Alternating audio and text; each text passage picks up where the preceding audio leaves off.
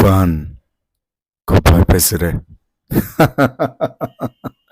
So finally সকল দ্বিধাদ্বন্দ্ব জল্পনা কল্পনার অবসান ঘটিয়ে আজকে তুফান সিনেমার ট্রেলার রিলিজ পেয়ে গেছে।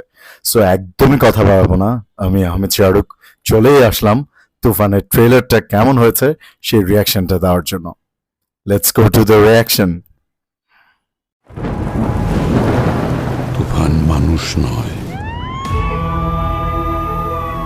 আবার তুফান পশুও নয়। তুফান যা হতে চেয়েছিল তাই হয়েছে,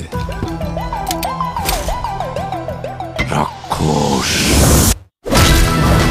তুফান তুফান আমাদের এখন এমন অবস্থা, আমরা না পারছি ওকে গিলতে, না পারছি উগলান। একটা 15 বছরের পোলা দিনের আলোতে জবাই কইরা ফলাইছে। নিশা সওদাগর এই তুফান একদিন ডিস্ট্রিক্ট লেভেলে খেলবো। এই তুই কি ডারে?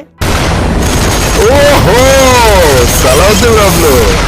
কিন্তু বাশির ভাই শাকিব জানতো না খান। আমি একদিন ন্যাশনাল লেভেলে খেলবো। ওরে ডায়লগ তুফান হতে অ্যাটিটিউড লাগে, চোখের দৃষ্টি লাগে, অ্যাকশন স্পিড সব লাগে।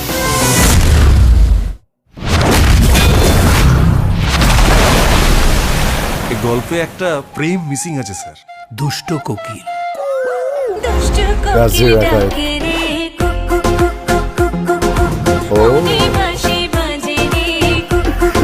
এই গানটা তো রিলিজ হওয়া বাকি। আমার কোনো মানুষ ভালো লাগে না, কিন্তু তোমারই ভালো লাগছে কারণ তুমি পড়ি। এই কথাটা আগে কতজনকে বলেছেন? ফাইটটা কিন্তু তুমি সেই রকম করছো, পুরা হিরোদের মতো। নাবিলা আর শাকিবের একটা কেমিস্ট্রি দেখতে পাচ্ছি। CID Akram. He will find the bus. ও বডি The দিয়ে main- তুফানের সঙ্গে জেতা যাবে না, খেলতে হবে মাথা দিয়ে। হাই হাই,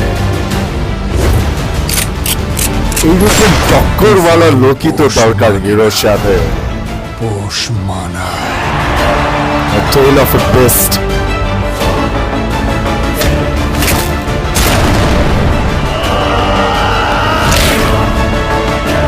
ওরে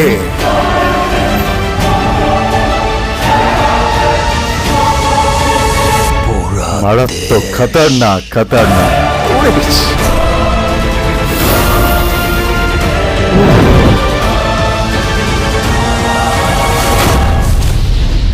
একটা যদি সুযোগ পাই তুফানকে খেয়ে দেবো স্যার।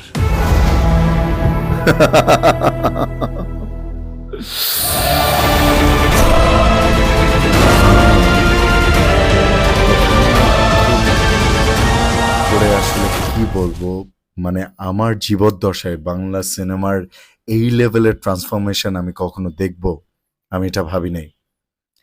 এইরকম সিনেমাটোগ্রাফি, এইরকম স্ক্রিন প্লে, এইরকম বিজিএম, এইরকম অ্যাক্টিং, মানে কি বলবো।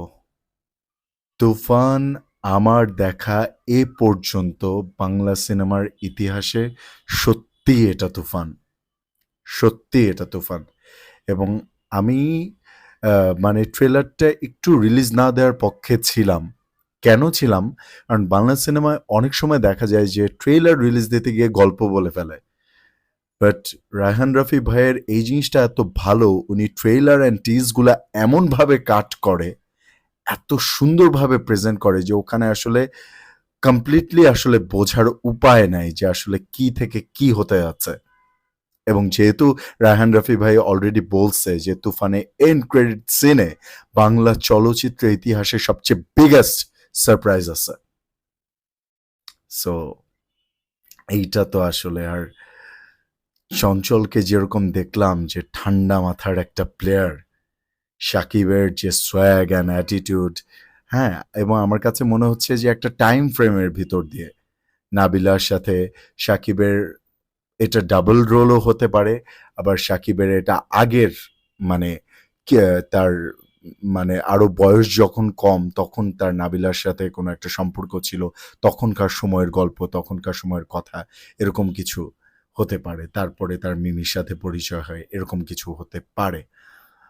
সো আসলে মানে এটা মানে কি বলবো, দুর্দান্ত বললেও কম বলা হবে, এক্সেলেন্ট বললেও কম বলা হবে। ইংলিশে একটা 34 অক্ষরে একটা ওয়ার্ড আছে, সুপার ক্যালিফ্র্যাজিলিস্টিক এক্সপিয়ালিডোশাস।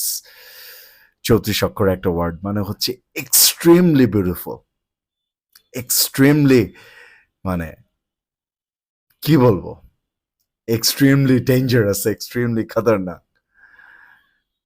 দারুণ, দারুণ, দারুণ, সুপার! আমার আসলে কিছু বলার নাই, জাস্ট আমি সবাইকে এটাই বলবো যে আমার ভিডিওটা ভালো লাগলে অবশ্যই লাইক করবেন, কমেন্ট করবেন, শেয়ার করবেন এবং চ্যানেলটা মাস্ট সাবস্ক্রাইব করবেন, সাপোর্ট করবেন আমাকে। এবং তুফানে আরও আপডেট আসবে। তুফান আমি খুব শীঘ্রই দেখার চেষ্টা করব ইনশাআল্লাহ, এবং মুভি রিভিউটাও আমি খুব সুন্দর করেই দেবার চেষ্টা করব ইনশাআল্লাহ। সবাইকে অগ্রিম ঈদের শুভেচ্ছা রইল। ঈদ মোবারক। দেখা হবে ইনশাআল্লাহ। সবাই দোয়া করবেন।